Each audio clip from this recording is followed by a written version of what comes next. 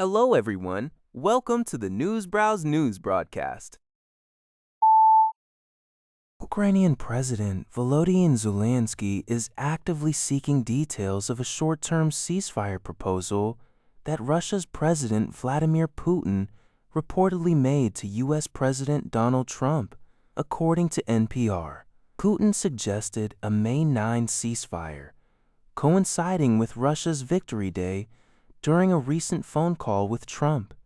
However, Kremlin spokesperson Dmitry Peskov indicated that no definitive decision had been reached, and Putin would determine the specific terms.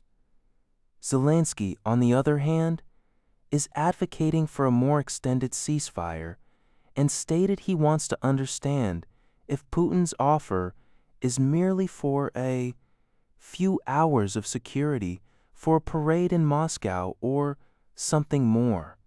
The conflict continues to rage, with Russian attacks overnight, killing one person in Dnipro and wounding dozens in Odessa, impacting residential buildings and civilian infrastructure.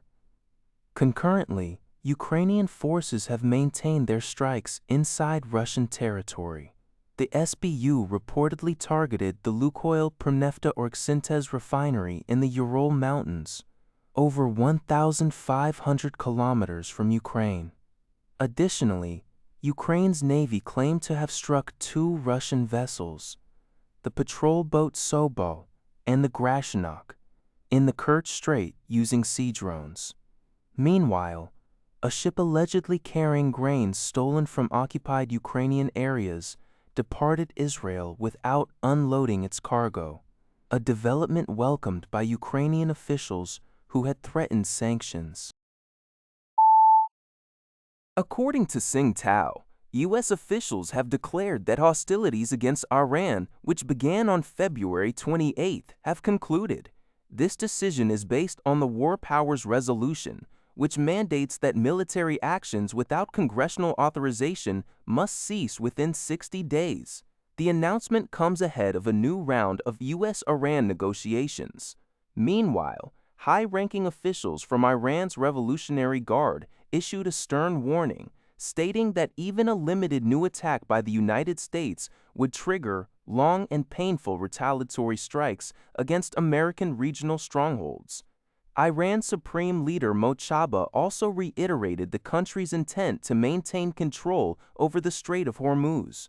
Separately, the United Arab Emirates has prohibited its citizens from traveling to Iran, Lebanon, and Iraq, urging those currently there to return immediately. Reports also indicate that Israel has urgently deployed several air defense systems, including the Iron Beam laser defense system and Spectro light surveillance system in the UAE to help counter potential Iranian missile and drone threats. NHK reports that U.S. Secretary of State Rubio and Chinese Foreign Minister Wang Yi held a telephone conversation on April 30th. This discussion is believed to have been aimed at the final coordination of the U.S.-China summit, as U.S. President Trump is scheduled to visit China in mid-May.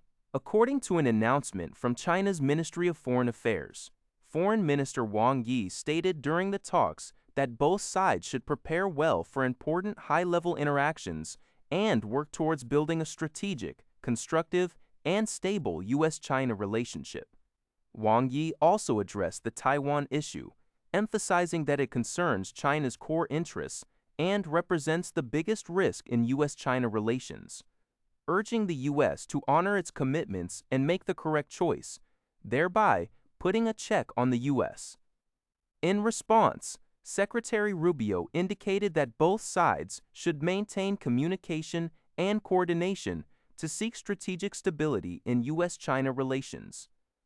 A U.S. official, when interviewed by NHK, confirmed that the phone call took place before President Trump's visit to China.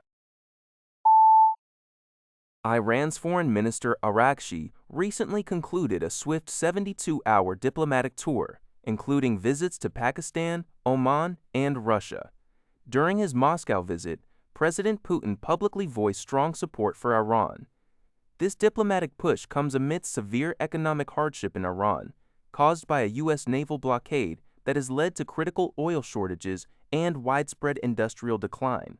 Simultaneously, U.S. President Trump issued a stern warning on Truth Social, criticizing Iran's inability to negotiate a nuclear deal and declaring, "No more Mr. Nice Guy."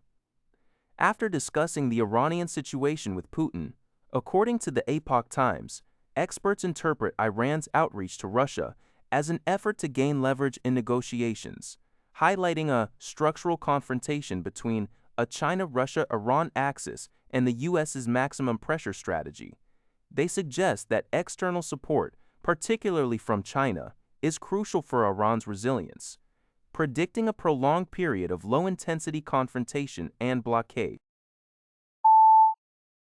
According to Tsingtao, escalating tensions in the Middle East, particularly following military strikes by the U.S. and Israel on Iran since late February, coupled with global extreme weather events, are driving a significant surge in international agricultural product prices. This has led to the quiet formation of a global food inflation storm. The Bloomberg Agriculture Spot Index has climbed to its highest level since November 2023, indicating that everyday necessities such as bread and cooking oil are likely to experience a new wave of price increases.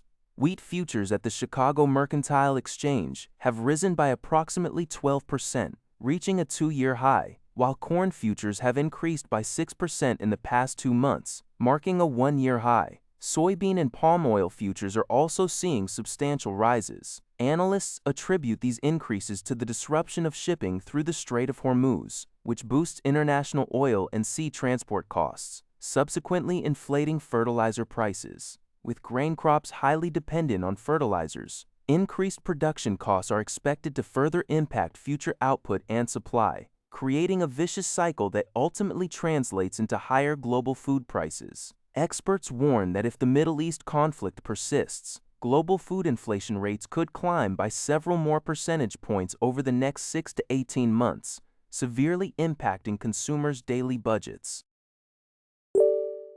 That's all for this video. Thank you for watching. See you in the next video.